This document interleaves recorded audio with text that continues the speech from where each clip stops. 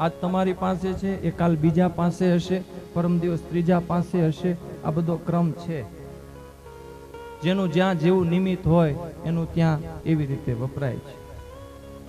સાચી દક્ષિણા ખરેખર હું કહું મારી એ હશે કે આ 7 દિવસ સુધી તમે જે કાંઈ પ્રસંગો સાંભળ્યા, કથાઓ સાંભળી, જે કાંઈ વાત સાંભળી, એમાંથી તમારા જીવનમાં ખૂટતું કાંઈક તમે સ્વીકારી અને થોડુંક પરિવર્તન કરો. તમારો પરિવાર સુખી થાય. કોઈને અણબનાવ હોય તો એ અણબનાવ મટી જાય. સ્વભાવમાં થોડો ફેરફાર થાય. લોકોને ગમે એવું આપણું જીવન બને, આપણી વાણી બને, આપણું આચરણ બને, આપણા બાળકો સુખી થાય, વડીલોના આશીર્વાદ આપણને મળ્યા કરે, એવું આપણે આપણું જીવન બનાવીએ. બસ એવું કાંઈક આમાંથી ગ્રહણ કરજો અને થોડોક તમારા જીવનમાં ફેરફાર થશે એટલે અમારી આ કથા સફળ. 4 ચાંદ લાગી ગયા. અમે ક્યારે એવું ઈચ્છતા નથી કે કથા મંડપમાં જેટલા બેઠા હોય બધાને કથાની અસર થઈ જાય, બધા સુધરી જાય. ભાઈ સુધરેલા જ કોઈ બગડેલા નથી. બગડેલો માણસ આ કથા મંડપમાં પ્રવેશ કરતો જ નથી. છતાંય પણ આપણે ઠાકોરજીના છીએ, સતત એના થઈને રહીએ છીએ, એને માટે ઘણું કરીએ છીએ. હું તમને સ્પષ્ટ કહું, આપણે ઠાકોરજી માટે કંઈ ઓછું નથી કરતા.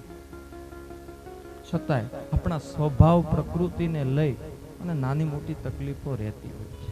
કથાના માધ્યમથી કંઈક ગ્રહણ કરજો. બીજી મુખ્ય વાત એ, મને યુવાનોએ કીધું હતું, સમાજમાં વ્યસનનું બહુ મોટું દૂષણ છે. એ વ્યસન ખાલી તમાકુ, માવા એના જ વ્યસનની વાત નથી. અત્યારે વ્યસન ચરમસીમા પાર કરી ગયું છે, હાવ પાર કરી ગયું. બૈરા છોકરા ઘેરે ભૂખ્યા ટળવળતા હોય છે, પણ ભાઈને દારૂ વગર હાલતું નથી હોતું. જિંદગીઓ બરબાદ થઈ જાય છે, લોકોના જીવન ઝેર થઈ જાય છે. વંશ પરંપરાની પેઢીઓની એવી મોટી આબરૂ એનું લીલામ થઈ જાય છે માત્ર વ્યસનને લઈ. એટલે ભાઈ વ્યસન તમારે કરવું હોય તો 2 માણા ભેગા મંદિરે જવાનું વ્યસન રાખો. કોક દિવસ અઠવાડિયામાં એકાદી વાર તો ક્યાંક ભગવાનની કથા સાંભળવી જ, એવું વ્યસન રાખો જીવનમાં. આપણને ભગવાને આપ્યું હોય તો નાનું મોટું ક્યાંક તો અઠવાડિયામાં દાન પુણ્ય કરવું જ, એવું વ્યસન રાખો. તમારી પેઢીઓની પેઢીઓ વગર પુણ્ય સુખી થશે, આવા વ્યસન રાખો. સ્વામિનારાયણ ભગવાને આવા વ્યસન રાખવાના કીધા. એને વ્યસન હતું, ભગવાન જ્યાં સુધી કથા ન સાંભળે ને ત્યાં સુધી હુતા નહીં, સંતોને હુવા દેતા નહીં. એટલા માટે એનું એક નામ પડ્યું સત્શાસ્ત્ર વ્યસનાય નમઃ. એને શાસ્ત્રોની કથા સાંભળવાનું વ્યસન હતું. અને તમે પુરુષો, યુવાનો, તમારા જે વ્યસન છે ને એ વ્યસનના ખર્ચાને લઈ બાળકો અને લેડીઝો પરિવારમાં એને એટલું ઓછું મળે. બીજી વસ્તુ મુખ્ય, તમારા વ્યસનને લઈ અને આ બાયુ જે દાન પુણ્ય અને કામ કરી શકે છે ને તમે હજી નથી કરી શકતા. મને એક વાતનો બહુ આનંદ છે, ગર્વ છે. આપણે 2 દિવસ પહેલા જ્યારે શ્રીનાથજીની ઝાંખી એ ખુલ્લી મૂકવાની હતી ત્યારે બાયુ બધી મેદાનમાં આવી. મને બહુ આશ્ચર્ય થયું. ધન્ય છે એને માટે મેં ખૂબ પ્રાર્થના કરી છે ભગવાનને. પણ ખાલી બાયુ બાયુ બાયુ ભેગી થઈ અને કેવડો આંકડો એ શ્રીનાથજીની ઝાંખી, એના દર્શન, પૂજન, આરતીનો બધો લાભ લીધો. શું કામ ખબર છે? એને વ્યસન નથી.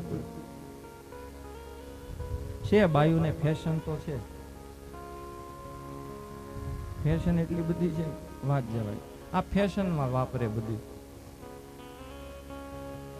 પણ કહેવાનો આશય એટલા માટે હજી આ લોકો કરી શકે છે. એ સાહસ હજી તમે 10 જણા ભેળા થયા તોય થયું.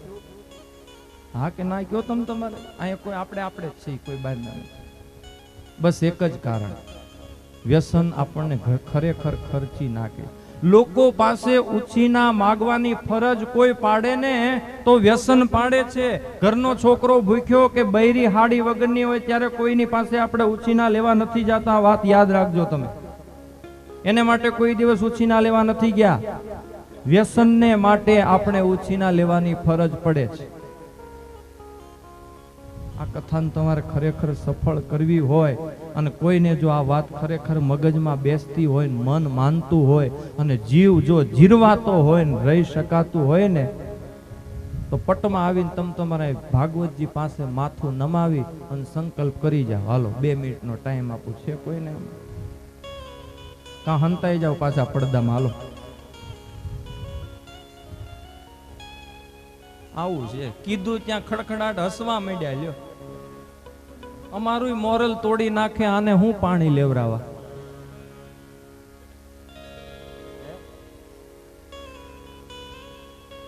ધરખમ તાળીઓ પાડો જે આવતા હોય એને માટે, ધરખમ તાળીઓ.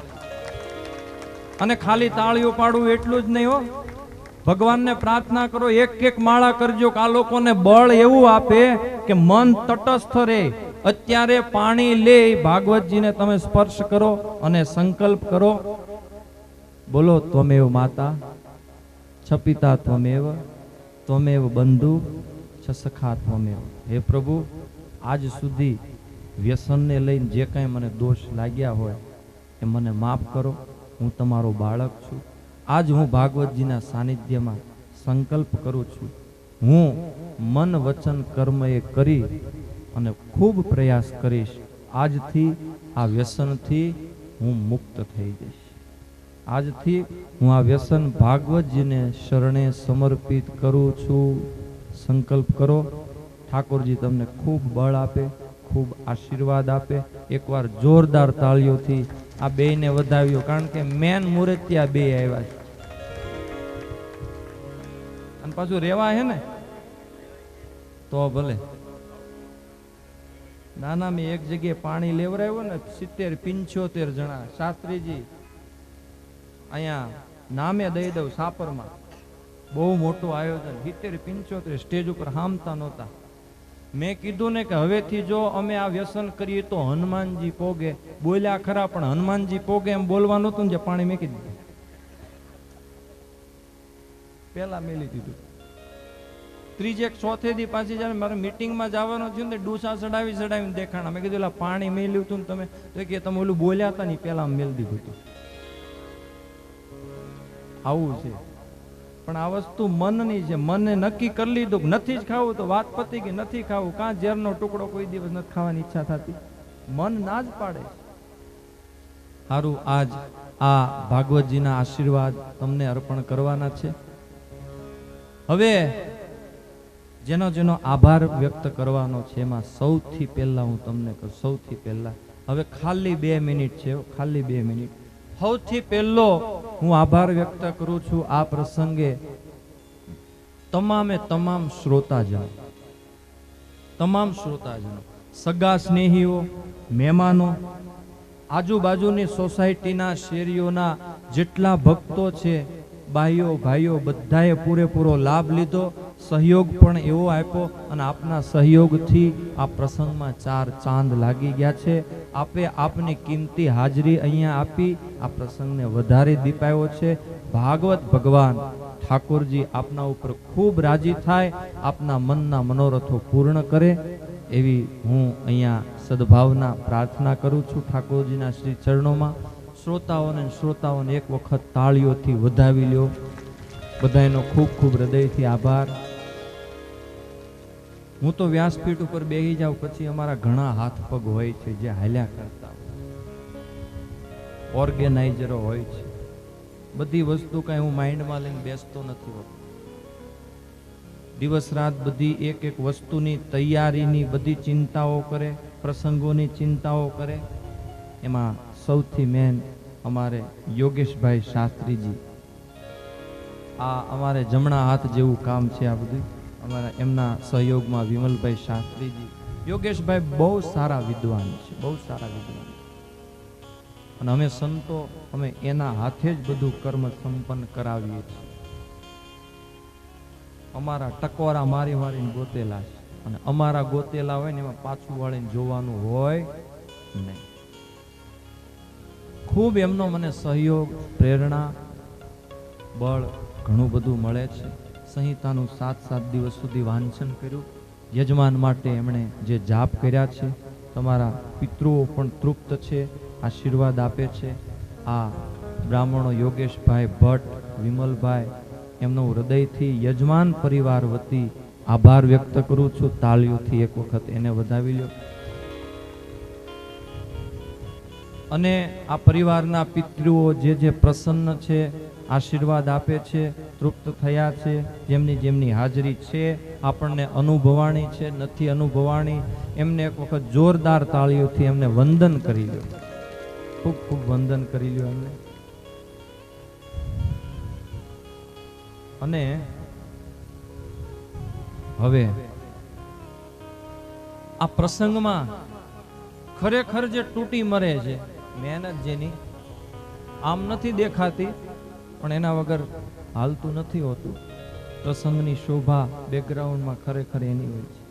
અમારી આ આખી ટીમ, તમને ભાઈ આમ સંગીતમાં, ઉત્સવમાં, રાસમાં બધે આમ મજા નથી આવી તો કાં મોઢા બગાડીને બેઠા?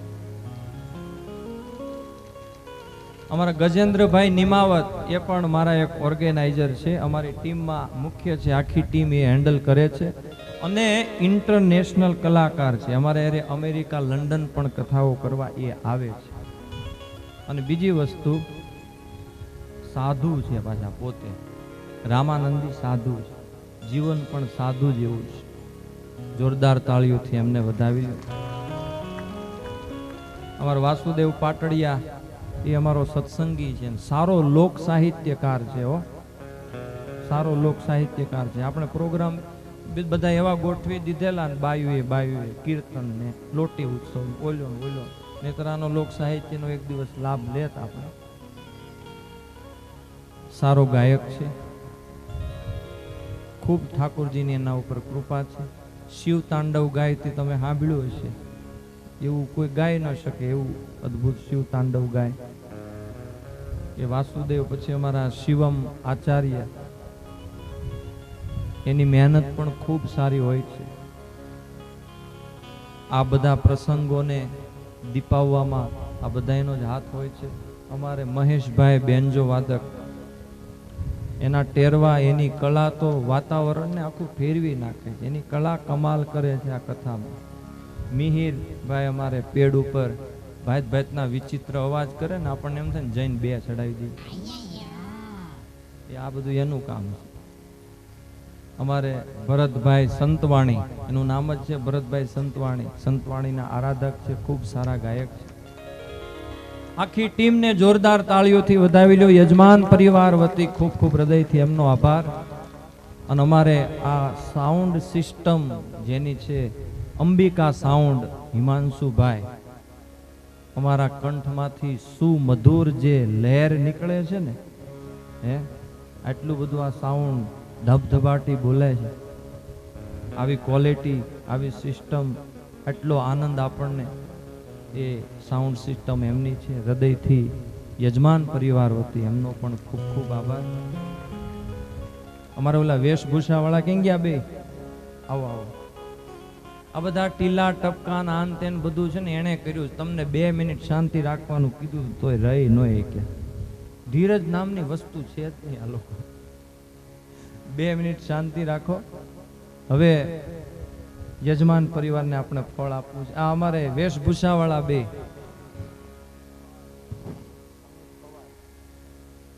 અમિત પવાર, સતીશ દેશમુખ, બેને જોરદાર તાળીઓથી વધાવી લ્યો. આપણા એક એક પ્રસંગોને એને કેવા લાઈવ બનાવ્યા છે, અને કેવા કેવા ઠાકોરજી હોય, રાધાજી હોય, રૂક્ષ્મણીજી હોય, સુદામા હોય કે ધ્રુવ હોય, નૃસિંહ ભગવાન હોય, તમે એક એક તમે જુઓ કેવા કેવા ચરિત્રો અદ્ભુત. આ બધી એની કળા છે. યજમાન પરિવાર વતી વ્યાસપીઠેથી ખૂબ ખૂબ એમને માટે પ્રાર્થના, ખૂબ ખૂબ એનો આભાર. અને અમારા 2 સેવક ભરત બાબરિયા અને પિયુષ ક્યાં ગયા? બે ભરત બાબરિયા અને પિયુષભાઈ, બેને વિનંતી, 2 સ્ટેજ ઉપર આવે.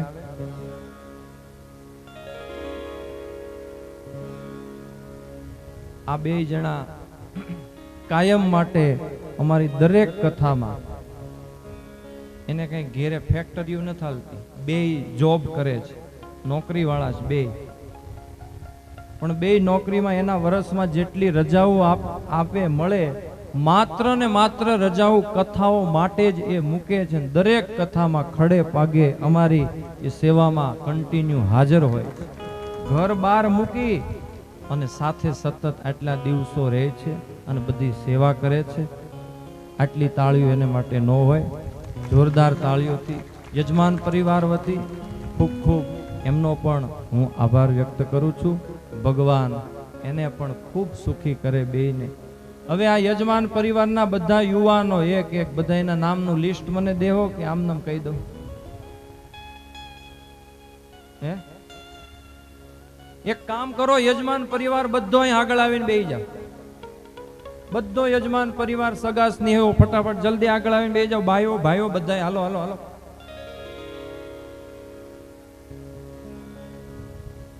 હાલો હાલો હાલો હાલો જલ્દી. મેકઅપ નો વીખ્યો હોય તો આવીને બેહી જાવ. બેહી જાવ, આગળ જ બેહી જાવ. હાલો જલ્દી હો. હરિયાણો